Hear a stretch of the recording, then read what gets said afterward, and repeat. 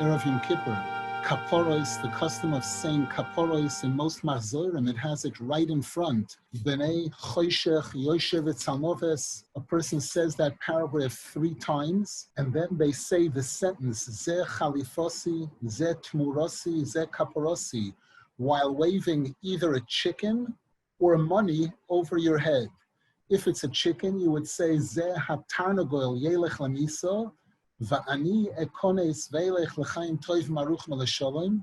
If it's money, the person says, elu hamois yelchu litzdaka, va'ani ekones veilech l'chaim toiv maruch melesholem. The 3 words, tmurosi, kaporosi, and chalifosi, the first letters, ches, tof, chof, make up the name of the angel who is appointed over Parnasa, the angel whose name is Ches Tov Chaf, the last letters of Poiseach Es Yodecha.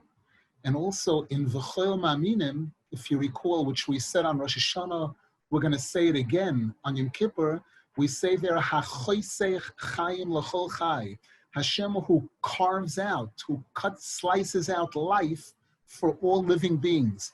That word Choisech, Choitech, Ches Tov Chaf, that's the name of Hashem that's being employed, aroused when we say this tefillah. Then there's the famous tefillah Zaka, which is something fabulous, which was written by the author of the Chai Adam. It's something that's very similar to our Likutei Tefillos, for which there's nothing like it in the world. This is a tefillah that's said on Erev Yom Kippur, and it says everything you would possibly want to say just about regarding the tshuva process. Well, most people say it once on Erev Yom Kippur. It's got to be before Shkia. And in general, a person always wants to be early for shul, but especially on a day like this, Erev Yom Kippur, you want to try to be earliest, the best you possibly can to be early in shul. And then to allow the 15 minutes or so that it takes to say Tefillah Zaka.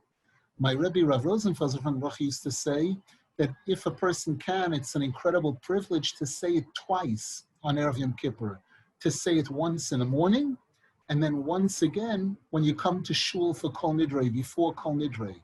It's a fabulous tefillah. Today we have art scroll for those people whose Hebrew is not perfect.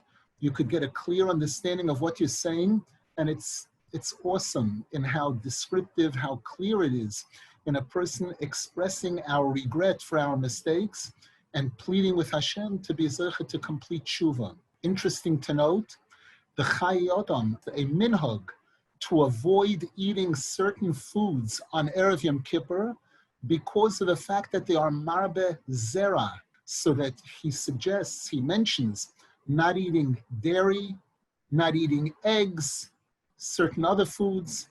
Rav Rosenfeld didn't live in Eretz Yisrael, so sometimes he didn't see what the Breslovers did, but in this item, he taught us what the Chai Adam says, that if possible, a person should avoid those things. There's a mitzvah to eat on Erev Yom Kippur, and it's brought that if a person eats on Erev Yom Kippur, they get credit as if they fasted 2 days, Erev Yom Kippur and Yom Kippur. And the Arizal speaks about the great tikkun that's accomplished by eating on Erev Yom Kippur. I heard that the Vilna Gaon had a custom to keep a sucking candy in his mouth, to be oisek in this mitzvah of achilas Erev Yom Kippur the whole day. And if possible, it should be a suda like a sudas yontif. There's no lechem mishnah, but to make a bracha on a sholem and to have fish and chicken and to say before you eat the meal, I'm eating now l'shem mitzvahs achilas Erev Yom Kippur. It's very special. The mikvah of Erev Yom Kippur is very special. There are different numbers of tefillos that people do. Some people do 13 tefillos corresponding to the 13 attributes of kindness. Some people do 50 because Yom Kippur is Bina. According to the Arizal, 4 tefillos corresponds to Hashem's name, Yud Kei Vav Kei, whatever a person does.